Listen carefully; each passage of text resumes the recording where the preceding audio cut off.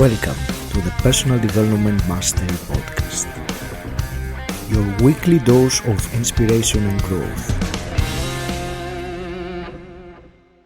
Today I'm really honored and privileged to speak with a mental success coach and a cutting-edge leadership consultant, trainer and researcher. He helps improve organizations, leaders, teams and employees by improving their mindsets and mindfulness. Ryan Gottfredson, welcome to the show. It's a pleasure to have you here. Oh, it's a pleasure to be here. Thank you so much, Augie. I've been looking forward to this. Ryan, I wanted to start by asking you to give us a brief background of yourself, who you are and how you became who you are. Yeah, for sure. So I'm a professor at Cal State Fullerton. So I'm a leadership professor. I do research and I teach on leadership. And then on the side, I do leadership development programs with organizations, primarily focused on mindsets. So my journey really started back in high school. And in high school, I was able to take this really cool class. It was called sports psychology. And we dove into the psychology behind elite athletic performance. And I read some great books on leadership during that semester. And I remember thinking as a high schooler, man, if I could have a career where I could write books on leadership, like that's what I would want to do. But I didn't know that there was a field of study out there that focused on leadership. And so fast forward a couple of years, I met a Harvard Business School professor and I asked him what he taught. And he said that he teaches organizational behavior. And so I asked him, what's organizational behavior? And he goes on to essentially say the psychology of business and starts talking about leadership. And so for me, that's I knew that was the path I was going to go down. And so I went and I got my Ph.D. in organizational behavior and human resources at Indiana University. My dissertation is on leadership. And as I studied my dissertation, what I did is I summarized the last 70 years of leadership research. And while that leadership research is really good, it didn't sit very well with me. Because the last 70 years of leadership research focuses on behaviors, what leaders need to do to be effective. Mm-hmm. But I think you would probably agree with me that leadership is more than just doing the right thing. It's about being a certain type of person, being somebody that other people want to follow.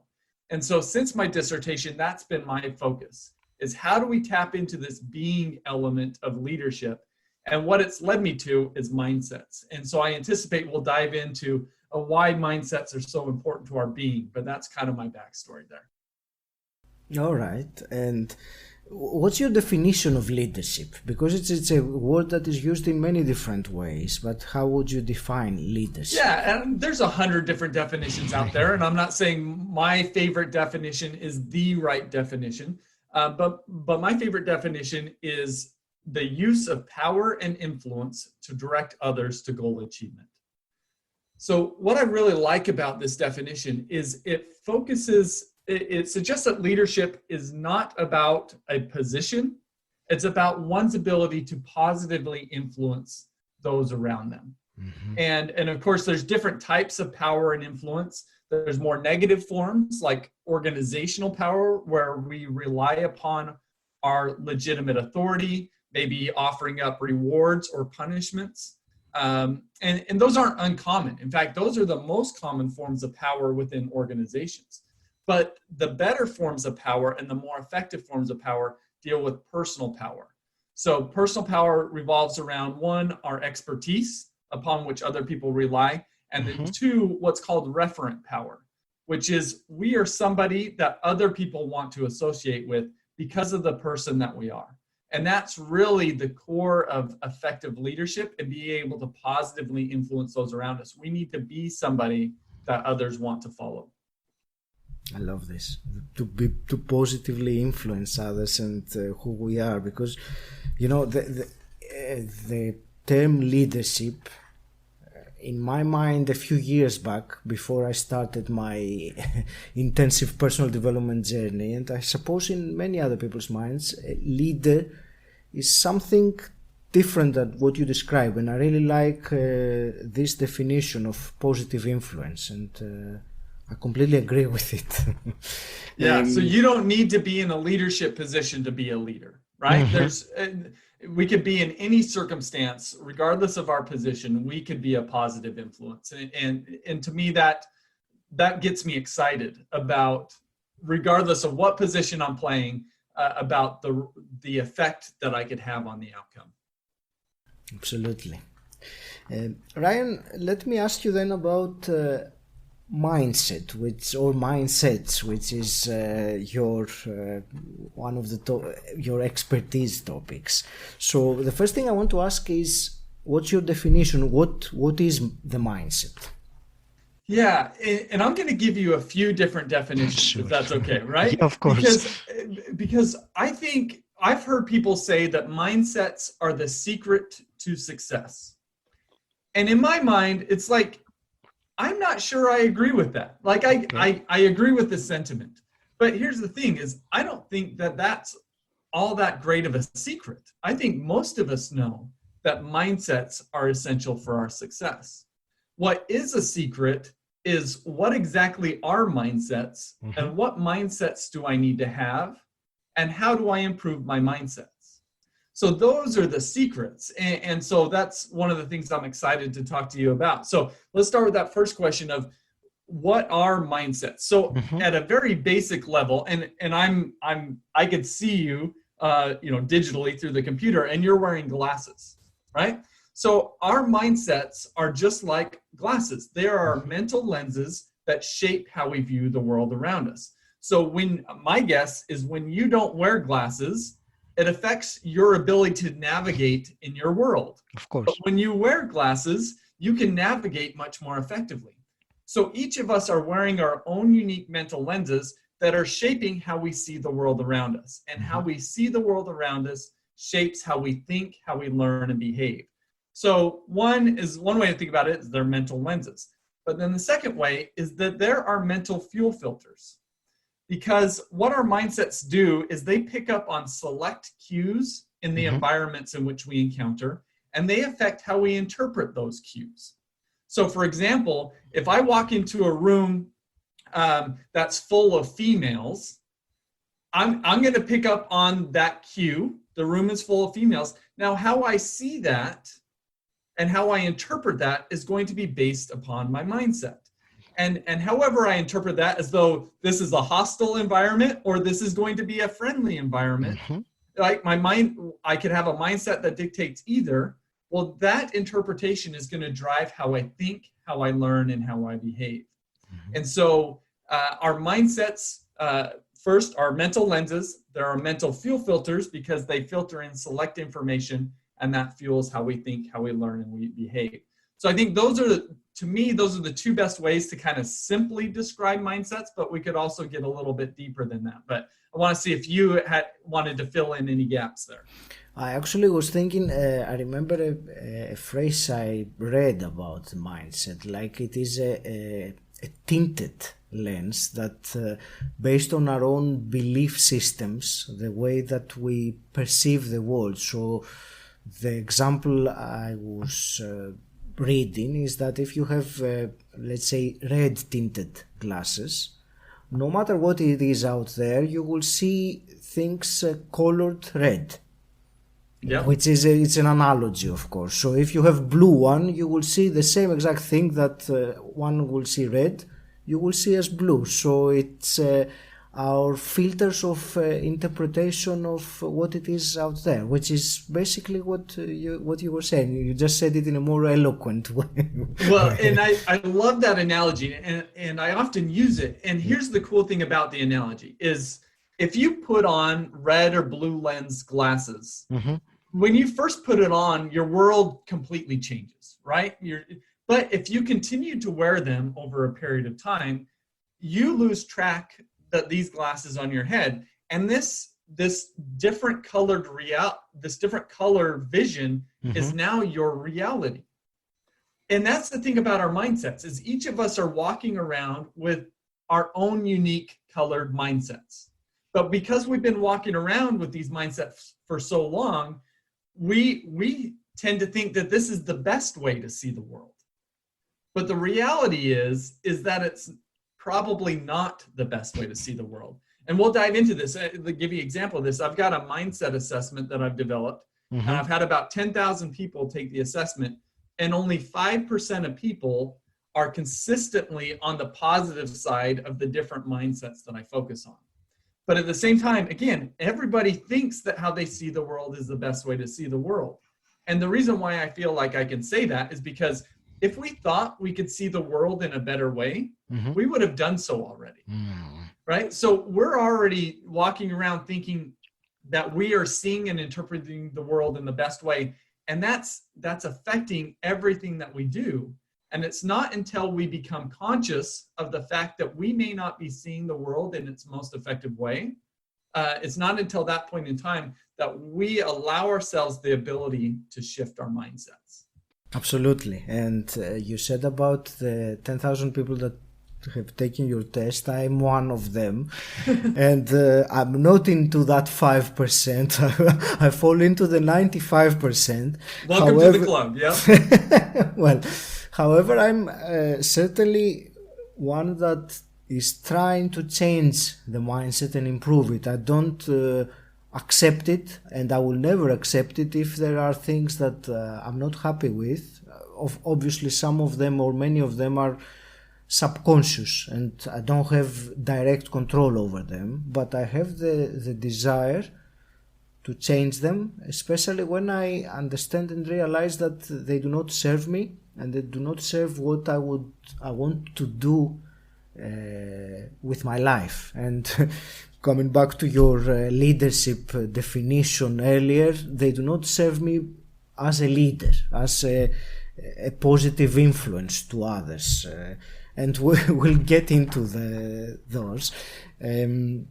So my next question is the different kinds of mindsets, because you say that mindset drives success and effectiveness. So what different kinds of mindsets do people have?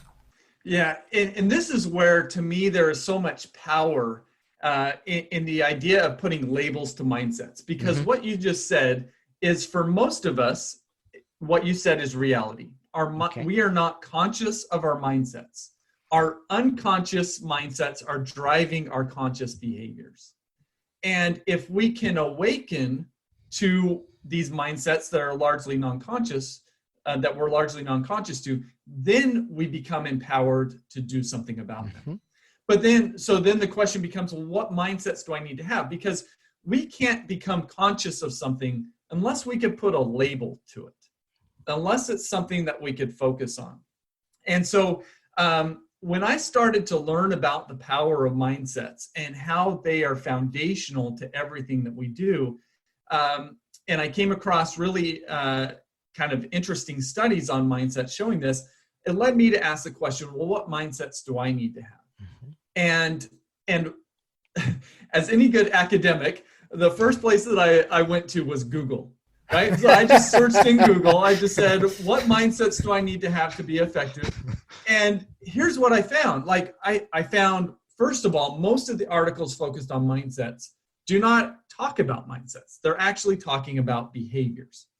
Second, many of the mindsets that they focus on or suggest really don't have much backing, and they probably didn't define them very well. And then third, it wasn't uncommon for me to find one article promoting one mindset and another article promoting the exact opposite mindset. So I got really lost when I turned to Google, and that was really frustrating. And so what I did is I jumped into the academic literature, and I just kind of opened the floodgates. What has been done on mindsets? And come to find out, mindsets have been studied for the last 30, 35 years across primarily 4 different areas of study: psychology, education, management, and marketing. And one of the things that's really interesting about this is each of these different disciplines has focused on their own unique set of mindsets. So independently, they've all been finding that mindsets drive our thinking, learning, and behavior, but they really hadn't been talking to each other. And so what I've done is I've compiled these 4 different sets of mindsets into one framework. And the thing that's unique about these different sets of mindsets is they range on a continuum from negative to positive. So there's a clear negative side and there's a clear positive side. And our mindsets are going to fall somewhere along that continuum. And so I developed this mindset assessment that focuses on these 4 sets of mindsets, which we can get into. But the mindset assessment allows us to try to identify where along these continuums do we fall. And then when we know where we currently are and have an idea of where we need to go, now we can do something about it. This is the process of making these unconscious mindsets conscious. And so, does that make sense? Yes, it does. Absolutely. And before we go into those specifics about the different, sets of mindsets and those continuum that you mentioned, I wanted to ask in general, people that think that our mindset is what it is and it can't really change, what would you say to that? And is it something that you encountered common, people that are not willing to see the potential to improve? Yeah, so what you're asking is a great question, and it's going to bring me to, because I said earlier there's kind of 3 ways that I wanted to describe mindsets, and I talked about 2. So there are mental lenses, our mental fuel filters, and then, but what they really are is they are neural connections within our prefrontal cortex. And it's these you see, what happens is when we expose ourselves to a situation, all of our senses send information to our prefrontal cortex, but we cannot capture and process all of the information that our senses are giving us. And so our mindsets have been developed to simplify this process so that we could process our surroundings more effectively. And so that we have some mindsets that are more positive and some that are more negative. And both of them exist. But for us, one is likely stronger than the other. So if we've got a negative mindset neural connection that is really strong, what that means is this is firing loud and quickly when we encounter a situation. But it's not to say that we can't see it more positively. It's just that the positive mindset neural connections just fire more softly and slower. And so when you've got a mindset neural connection that's firing rapidly and loudly, that's going to drive our processing and our subsequent behavior. And so this is just foundational to understand, because when we understand what exactly mindsets are, as these neural connections, then it opens the door for us to figure out how exactly do we shift our mindsets. And the cool thing about this is that our brains are incredibly plastic, that we can shift our neural connections within our brain. But what it takes is exercise. We've got to exercise the more positive mindset neural connections. The more we exercise them, the stronger they become, and the more we begin to rely upon them. It's just that for whatever reason, our upbringing, our life's experience, the culture that we're in, oftentimes in kind of exercises the more negative mindset neural connections. And until we can, again, become conscious of that, then we're not going to have the motivation to engage in the workouts to shift our over to the positive mindset neural connections. And before we kind of just jump forward with this, just to emphasize that this is doable, is all of this research over the last 30 to 35 years has shown that really small interventions, like a 3-minute video, a 15-minute training, writing down 2 paragraphs, these types of activities can shift our mindsets for sometimes 2 to 4 weeks. Oh, really? And so what happens is you can engage in these positive mindset interventions. We're going to see an effect in the short term, but we're probably not going to see it in the long term unless we continue to exercise it, right? So we've got to stack interventions on top of each other for us to be able to really build those muscles. And it's not unlike going to the gym, right? You can't go to the gym once and call yourself strong. It's got to be discipline and dedicated effort over time. And the same thing applies with our mindset. So those people who say that, I'm not sure I could change my mindsets. Well, you can't change your mindsets, 1, if you don't believe that you can. But 2, because you're not going to have the motivation to work them out. It's just a matter of working out these more positive mindset neural connections. Mm-hmm. Thank you. And one reason why I asked you this particular question, and you mentioned the upbringing. When I grew up, I had a very strong belief by my parents that we are who we are. Our personality is fixed, and people don't change. And as you can imagine, that has influenced me for a very long time in my life until I discovered and immersed into personal development, and I realized that this is not the case, that we can change our personality, our beliefs, our neuroconnections, which, as you describe it like that, and I know that it is doable. I understand that it is not a matter of simply just switching it like that. It takes time, and I think the analogy of going to the gym and working out on your muscles is something like that. And maybe it is, I don't know, you can tell me if I'm right, it is a lifelong process if you want to change it and improve it. It never stops. But my general question, you already answered it to some extent, is with what ways we can improve them. I mean, on a practical level. You mentioned the videos and things like that. So I suppose you refer to like motivational videos or personal development teachers like Tony Robbins and things like that, or is it something else?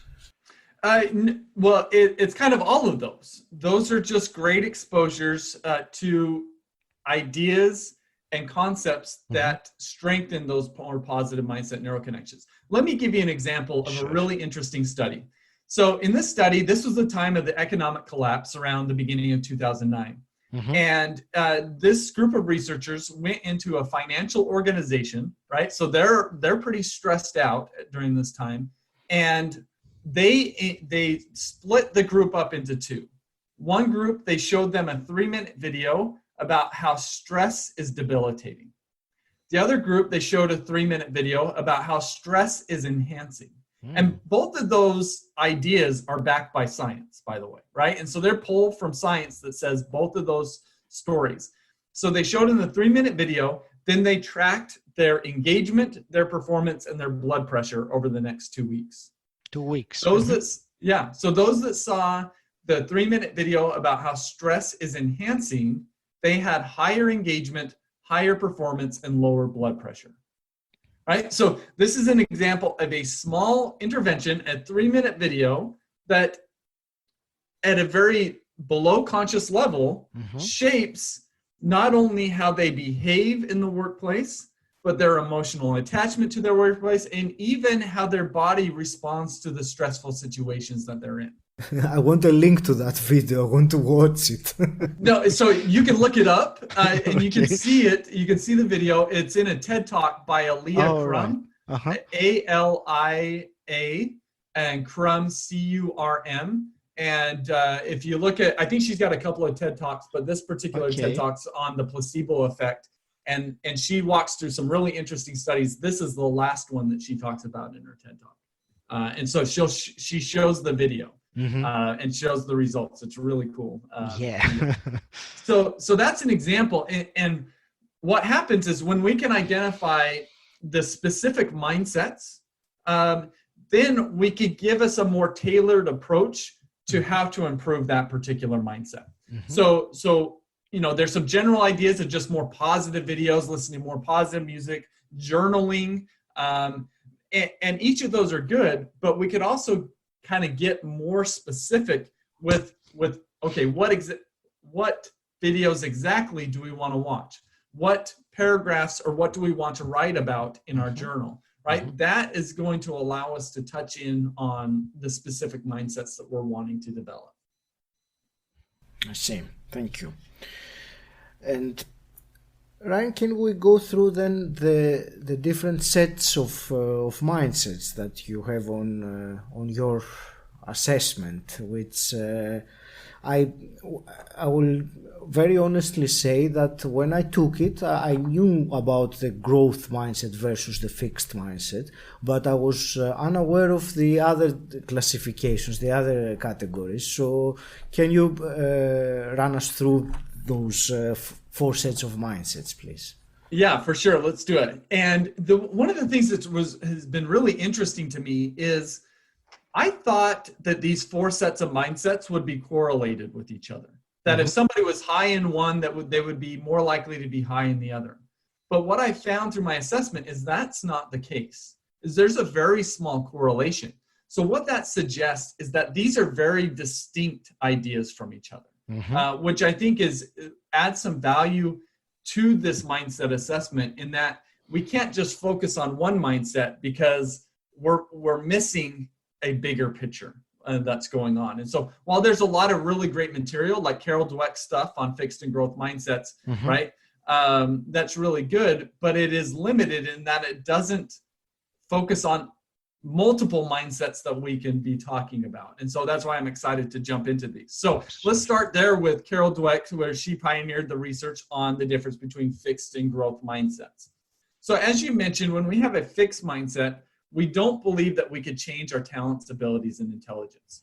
But when we do have a growth mindset, we believe that we can change our talents, abilities, and intelligence. And here's why this matters. If you don't believe that you can change and you fail at something, how are you left to interpret that?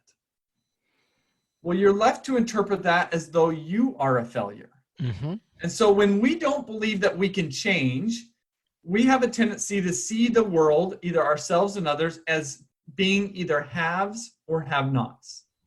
And of course, we want to be a have, so we are only going to put ourselves in positions where we know we can be successful. Because we don't want to be a have-not, we do not want to expose ourselves to effort, challenge, and failure. So we're more inclined to run from those things than approach them. Let me give you an example of this. Sure. So my freshman year of college, you said that you're a dentist. I had similar ambitions my freshman year of college, in that I wanted to become a doctor. Okay. So I move away from home and I sign up for the Weeder chemistry class. And it was actually taught by the guy who invented sticky notes at 3M. So really brilliant dude. And I promptly got the lowest grade I had ever received in my life. I passed the class, but it was the lowest grade I'd ever received. And I had a fixed mindset. And what my fixed mindset said, oh, this didn't come naturally to you. You better change your major, right? So here's a challenge that's in front of me. I didn't do so well, and I want to become a doctor. I mean, who would have thought becoming a doctor would have been, difficult, right? My mind just didn't even let me go there. So my fixed mindset said, because this didn't come easy, you need to change your major. Yeah.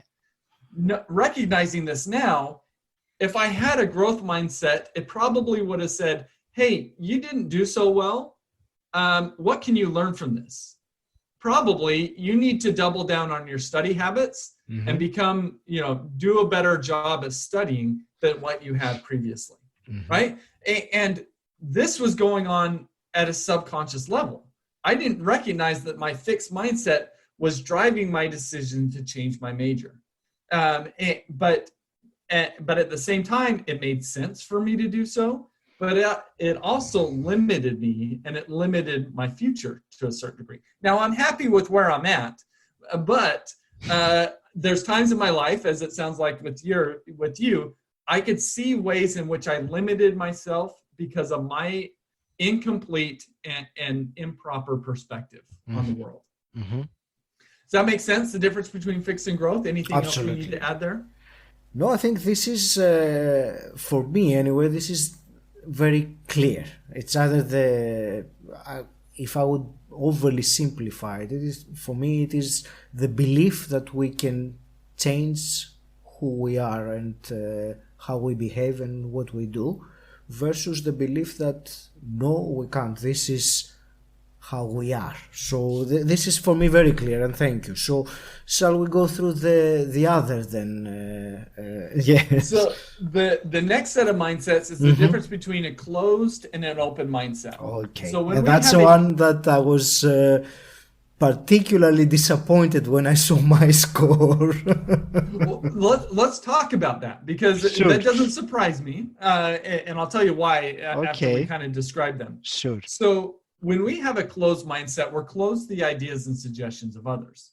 When we have an open mindset, we're open to others' ideas and suggestions, and we're willing to take them seriously.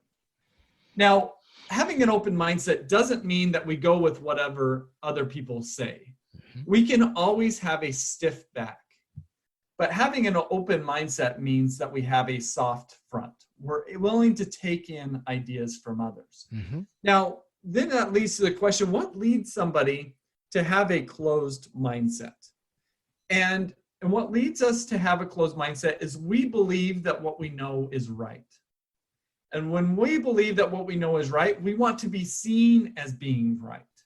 And so to use an analogy, you see, if we compare our mind to a bucket, and if we think that we know everything, right, we know that we are right, then our bucket is full.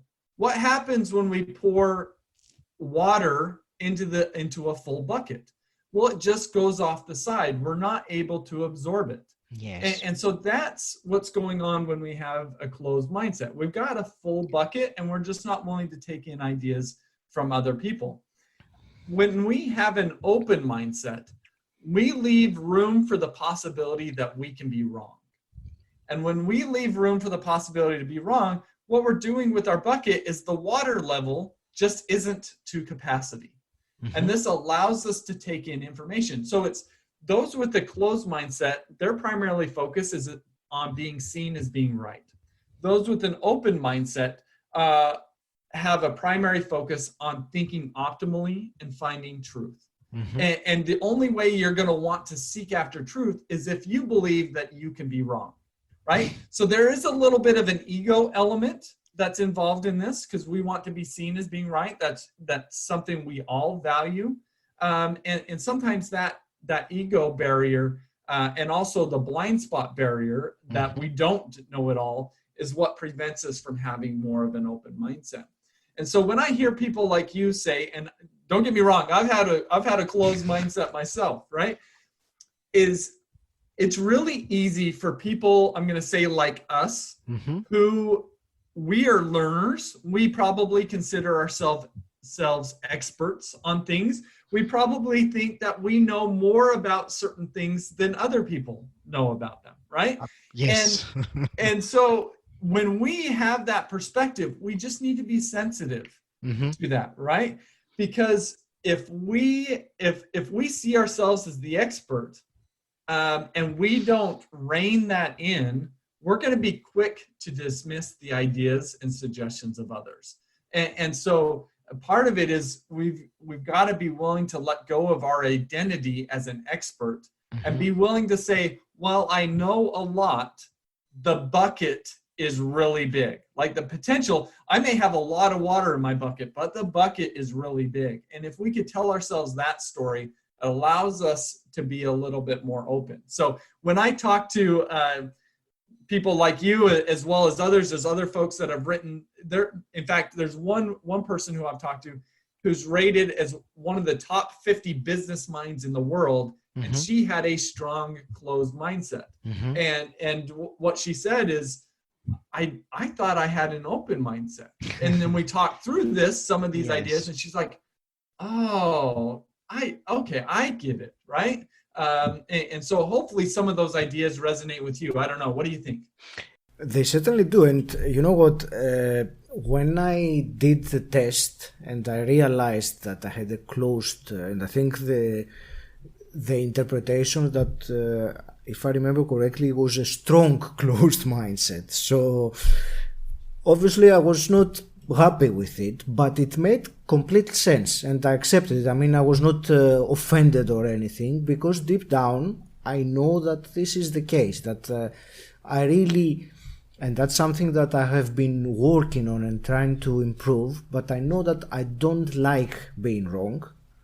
I do have, because I have knowledge of many things, and I consider my knowledge to be above the average of, the people that I speak with. So in a way, you mentioned the word ego, and I think that's exactly right. Get into the position of, admitting that, I'm wrong, hurts that ego. Which, yeah. No, that's fantastic. Let me commend you for your vulnerability in saying that. Thank you. Because in what you're doing for your listeners is you're modeling exactly what needs to happen if we want to shift our mindsets. Is we've got to own our current mindsets. Mm-hmm. We've got if we live in denial, we're never going to make any improvements. And so we've got to own it. But we can, as a way to help us own it, is we need to understand that for most of us, we've never really focused on our mindsets. Mm-hmm. And if we've never focused on improving our mindsets, should we expect to be great in our mindsets? Well, no, right? So when you take the assessment, and when others can take the assessment, it's free on my website, so anybody can take it, and I invite them to do so. When you see results, this is not something to beat yourself up over. What it's doing is it's just identifying your starting place. And then it's also helping you identify what direction you now need to head in to be able to make yourself more successful and more effective in whatever you're doing. Yes, sure. And I enjoyed very much when I took the test that there were recommendations on how to improve on it, and I certainly didn't beat myself down, even though that is something that I tend to do as a person. But this was for me it was a realization, because mindset is something that I'm constantly working on improving as part of my ongoing personal development journey, and what I'm doing with the podcast and my role as I will go back to that beautiful definition about the leadership, the positive influence that you said, which I love that. So identifying shortcomings in my mindset, or things that I'm not happy with, or things that I can improve, is paramount. It's essential for me to then start working on it. And can you tell me, before we go on to the next set of mindset, so for someone like me with a closed mindset, how would you recommend to improve on it? What kind of steps should someone like me take to admit that they can be wrong from time to time? Yeah. So there's one is kind of our self-talk. How do we talk to ourselves? Okay. And just asking yourself the question, how full is my bucket? Okay. It can just be something in the moment that can help you just kind of flip into that more open mindset. There's a fantastic book called Principles by Ray Dalio. He's the founder of Bridgewater Associates. Mm-hmm. And his whole book is about radical open-mindedness and exposing yourself to the ideas of the benefits of open-mindedness can be really beneficial. If it's a pretty big book, if you're not into reading, he has a 30-minute series of about 8 or 9 episodes that together are 30 minutes that you can find on YouTube. It's called Principles for Success by Ray Dalio. So these are examples of these 3-minute video clips that we could watch on a regular basis that over time will shift our mindsets. These are just ways to exercise our mindsets. Having conversations with other people. So the people that you work with, you can ask them, when are times that I am closed-minded?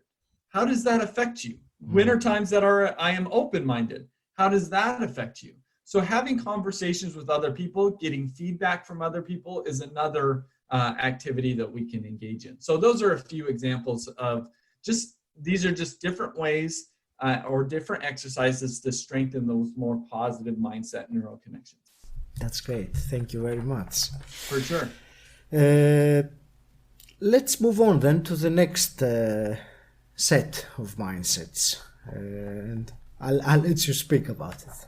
Yeah. So the next set is the difference between a prevention mindset and a promotion mindset. Mm-hmm. When we have a prevention mindset, our primary focus is on not losing. When we have a promotion mindset, our primary focus is on winning and gains. So to explain the difference between the two, I want us to imagine two ship captains, and they're both in the middle of the ocean. One has a prevention mindset and one has a promotion mindset. Now, the one with a prevention mindset, that ship captain's number one focus is going to be on not sinking. Yes. They don't want any problems to occur. They don't want to take any risks. They don't want to rock the boat because they don't want to end up at the bottom of the ocean. The person with the promotion mindset, it's not that they're not concerned about sinking, because they are, but their number one focus is on getting to a destination. Mm-hmm. Now, when we have these different focus, one is not sinking, one is getting to a destination, what happens when a storm comes on the horizon? Well, when a storm comes on the horizon, the person with the prevention mindset is going to run for safety, go back to a harbor. But here's the thing about, well, I guess let me jump forward. The person who has a promotion mindset, when they see the storm on the horizon, they're going to ask the question, does that storm between me and my destination? And if it is, that individual will prepare for the challenge. They'll batten down the hatches. They'll become willing to take the risk and brave the storm because they know that that's the only way to get where they want to go. Mm-hmm. And so at the end of the day, the difference between these two people is those with the prevention mindset end up in a destination that they didn't proactively decide. It's only those with the promotion mindset that are able to end up at a destination of their own proactive design. Mm-hmm. And so that's the huge difference. So in order for us to have this promotion mindset, we've got to have a clear destination, a clear purpose, clear goals, because when we don't have those, we will take on the default, which is this prevention mindset, which largely revolves around avoiding problems and playing it safe. But that just generally doesn't lead to success. Absolutely. And I made a note about that the prevention mindset, that it is valuing our comfort and having less stress in our lives, which is the opposite of the opposite mindset, which is ensuring that we live our life to the fullest. And any practical ways of switching that or improving on this set of mindsets? Yeah, for sure. So one kind of big general one is coming up with a purpose for our lives. Okay. And some clear goals. We've got to identify a destination that we want to arrive at, right? Something that's helpful for this. So I think as I look back at my adult life, I've really struggled with having a prevention mindset. I mean, I feel like I've done some really cool things, like got a Ph.D., but I did it because I thought it would be a way to set myself up for greater comfort in the long term, right? Okay. So my motives were really prevention minded. A couple of years ago, I was given a book. I don't know if you could see it here. It's called The 5-Minute Journal. Yes. Uh-huh. So this individual hands me the 5-minute journal. And he says, "This will change your life." And I said, in my mind, "You are out of your mind. There is no way I am journaling."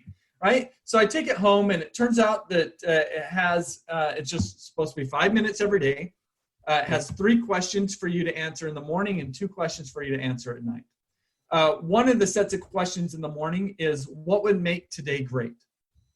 One of the questions at night is, what are 3 amazing things that happened today? So as I started to do the 5-minute journal, what it was doing, this was the exercise for my more positive mindset neuroconnection. Mm-hmm. Is every day I was thinking, how do I make today great? I was painting my destination. And then I was reflecting on what made it so amazing. And what ended up happening is I started to get into a competition with myself. All right. How do I make today better than yesterday? And while this was really great and really started to get me shifting into a more promotion mindset, it was a little bit empty because it was kind of on a day-to-day basis. Mm-hmm. And so from there, I picked up, I don't know if you'll see this, it's called the Full Focus Planner. It's done by Michael Hyatt. There's a variety of great planners out there. Mm-hmm. But the planner forced me to set long-term goals and then break it down into parts in quarterly, monthly, weekly, daily. Mm-hmm. And the combination of the two has been a game changer for me. So one of the things that I've done in the last year and a half is I've written a book. It's available for pre-order on Amazon and other sources. But I would have never written a book had I not shifted over into a promotion mindset. Like, we wouldn't be having this conversation if I hadn't made that shift. So those are a couple of examples that have really been beneficial for me. Thank you. And when you showed me the journal, I used the Best Self journal, which I've been using for a couple of years. Similar questions, what would make this day a win for you and things like that. And it's a real game changer since I've started doing it. It's very important. Yeah. Thank you. And shall we go over the inward and the last set of mindsets? Yeah. Then? So the last set is the difference between an inward mindset and an outward mindset. Yes. When we have an inward mindset, we see ourselves as being more important than others. And when we see ourselves as being more important than others, this leads us to see them more like objects. Usually either a barrier that's getting in our way or as an instrument to get us where we want to go. When we have an outward mindset, we see others as being just as important as ourselves. When we see them as just as important as ourselves, their needs and wants matter just as much as our own needs and wants.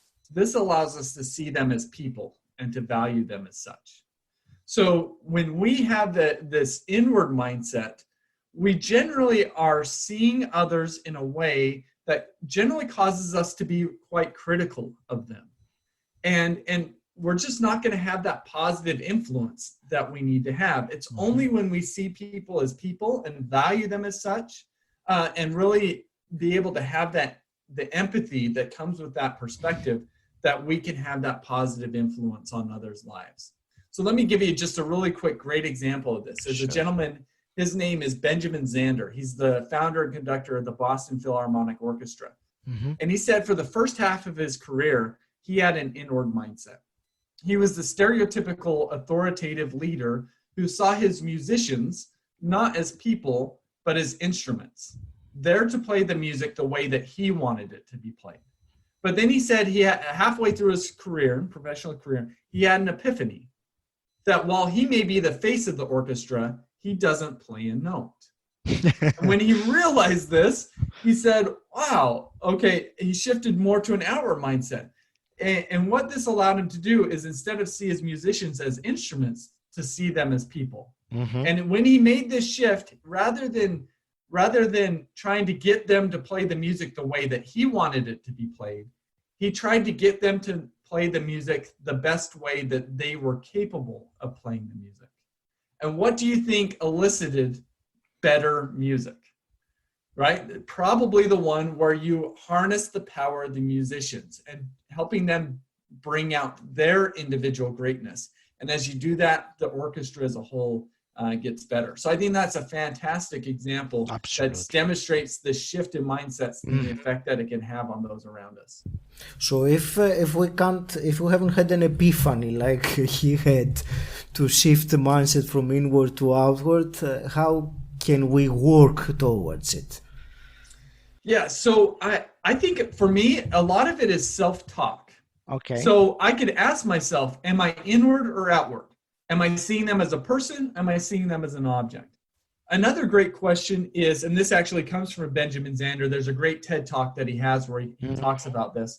And he says, the question is, who am I being that their eyes are not shining?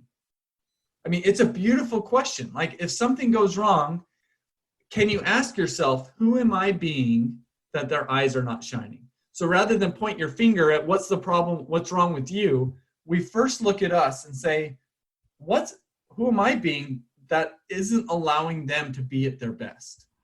And you can only take that approach if you have this outward mindset. Another great question to think about comes from Brene Brown, and she asked the question, do you think in general that people are doing the best that they can? And what she says is that when we don't think that other people are doing the best that we can, we become rather critical of them. In fact, it's probably an indication that we're a perfectionist. It's only those with an outward mindset that could see others as doing the best that they can. And it's only when we see others that they're doing their best that we're able to be truly empathetic to them. And so I think some ideas are just asking ourselves questions.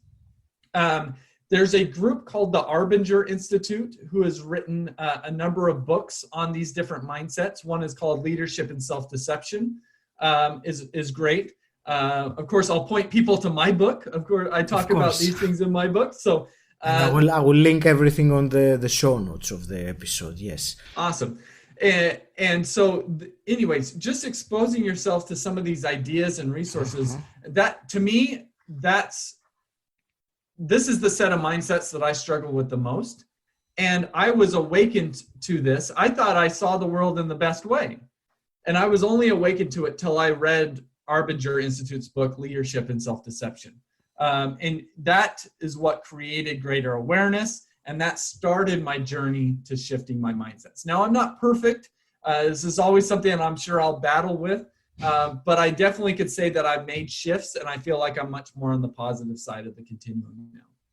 Certainly. And I would say for myself that perfection, well, we will never achieve that anyway. So it's a matter of just journeying through progression and growth. And you mentioned the word perfectionist earlier, which really hit a chord there with me, because I have suffered, and I will use very honestly the word suffered with this kind of idea that I have to be perfect. And it was only the last few years when I realized that this is unachievable, first of all, because there is no such thing as perfection. But even the idea of trying to be perfect, it was only preventing me of putting myself out there and doing things, because of the fear that it may not be perfect enough. So it's a very great personal lesson for me, all this. No, and I love it.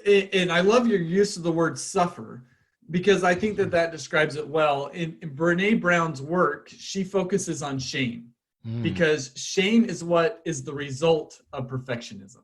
And shame is something that we all struggle with. And it's also something that we don't talk about particularly enough. And so if shame is something that we struggle with, Brene Brown's work is really powerful. I will certainly look into her work and see that, because I'm very interested in that. It was one of the other results on my assessment test that I was maybe not as surprised as the other one, but still I was.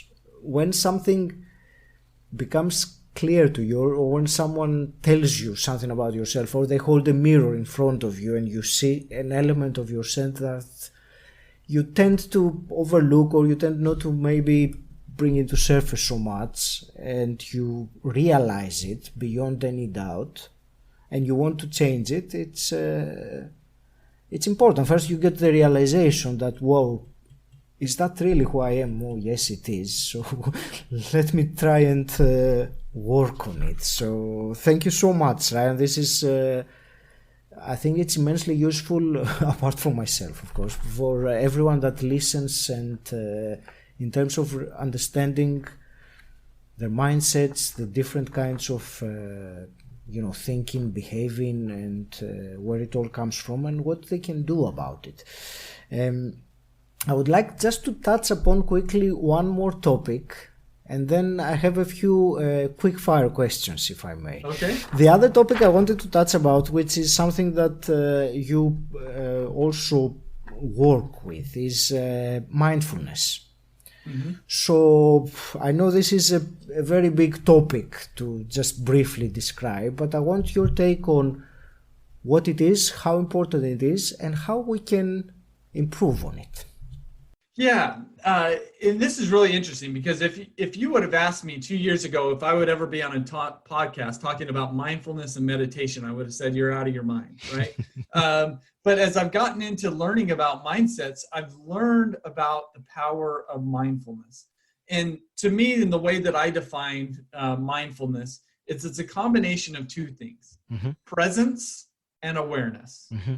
And when we have presence and awareness, we are able to be mindful. We're able to sit with our current situation and navigate it in the best possible way. And where I think that this discussion on mindsets focuses on is that awareness component. So we need to be aware of these largely non-conscious aspects of our lives that are driving it. And it's only until we become aware of those that we can truly be mindful and best navigate the situations that we encounter. So I think that in some ways, the focusing on our mindsets is a shortcut to greater mindfulness. Now, mindfulness as a whole, I think, is a lifelong journey of really being able to be present. And that requires exercises in and of itself. And that's where meditation comes in. Meditation is just a form to exercise our mindfulness muscles. But the more that we exercise those mindfulness muscles, actually what it's doing is it's breaking down the rigidity of our neural connections in our brain.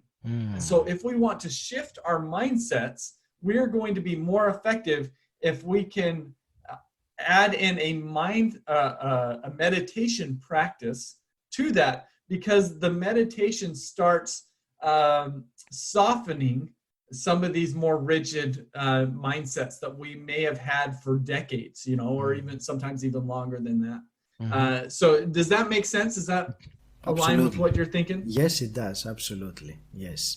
In terms of meditation, any particular technique or anything that you think that is more effective? Well, I would say that I'm no expert in meditation. I'm very much a novice like most people. And so I would say if somebody hasn't started meditating or hasn't really tried it, to me, the best source has been the Headspace app. You could download it, and they've got an introductory series to meditation. Sure. And that introductory series is the best introductory series that I've come across. And so if somebody's saying, hey, I want to look into this, I think that that's the best place to go. And then I think just for me, I've just tried to experiment with a wide variety of things and just what works best for me. And I'm still on that journey. And so I'm still trying to figure that out. I'm still also trying to make it more of a habit as opposed to, I haven't been doing it as frequently as I would like to. And so I need to figure out a better way to integrate it on a more regular basis. For me, the meditation, the last few months has been a non-negotiable part of my morning routine. So, and I can see that it has started improving things. I don't meditate for long, it's 10 minutes, but still having the discipline to do that 10 minutes every single morning, no matter what, plays a big role in how my day is going to evolve afterwards. Yes. That's great. Ryan, thank you. And just some quick fire questions as well. If you could go back in time and meet your 20-year-old self, what's the piece of advice you would give him that could potentially change his life? Yeah, focus on your mindset. And here's why I say that, is because personal and self-development has always been a huge thing for me. But for most of my journey and my personal development, I haven't focused on mindsets. And what has resulted from that is, in all honesty, a lot of frustration. You see, let me just kind of visually paint a picture here for our listeners. Is if we have a triangle, and I'm going to call this our success triangle, and at the top is success. Yes. Well, what's the next layer down? What drives our success? Well, it's our behaviors. It's the things that we do that drives our success. 90% of people, when they focus on their personal development, focus there on improving their behaviors. But it's a little bit short-sighted because we need to ask ourselves, what drives our behaviors? And so that's the next layer down, and that's our thinking. And I think about 9% of people focus there. And that's better than focusing on our behaviors because it's more foundational. But we can't stop there. We need to ask ourselves, what drives our thinking? And that next layer down is our foundation, and that's our mindsets. And so when we try to develop ourselves by pulling forward our behaviors and our thinking, what ends up happening is our prevailing mindsets resist that effort. And when we find ourselves in a stressful situation, are we going to go with what we've been working on or our prevailing mindsets? We're going to generally go back to our prevailing mindsets. Sure. And so if we're not talking about mindsets as a part of the personal development process, it's going to be really frustrating. We're not going to see the return on our investment that we want to see. A much better approach is to push forward our mindsets. As we push forward that bottom level of the pyramid, our thinking will naturally follow, our behavior will naturally follow that, and so will our success. So if I could go back to my 20-year-old self, it would be explaining that to him. And that if you could focus on your mindsets, then everything else will take care of itself. Sure, thank you. And one more hypothetical question like this. Say you have a magic wand and you could wave it and change something in the world as it is today. What would you change? So, I mean, there's so many things that I would want to change. Only one. And I mean, but it all is related to the idea of mindsets and just greater consciousness. Okay. So I think that one of the things that we're seeing in our world is a greater divide. There's greater polarization. It can be political views, religious views, whatever. There's growing polarization. But one of the benefits of this, which is actually really cool, and I think this is where kind of your podcast fits in, is what is rising up in the void in the middle here is I'm going to say broadly the mindfulness movement. Is it there are people that are now rising in the middle that are saying, look, we don't need to take sides. We can sit with both perspectives and be okay with that because we're going to be mindful, we're going to be present, we're going to be conscious. And if we can cause that middle group to grow bigger, and really it's a wave that's crashing. So I just want that wave to crash quicker, I think is what I want. Because if we can get that group to grow, the world is going to be a better place. I agree completely, 100%. And I would love that group to grow as well, because it's going to change humanity. If people realize the mindset, the way of thinking, that it's something that we can always improve on. It will just be a catalyst, in my opinion, for the human consciousness. That's how I see it. And just one more or two more, actually. One is whether you had any big aha moments the last year or so that you want to share, and also conversely, if you had some big mistake or lesson learned that you wanted to share for people to avoid.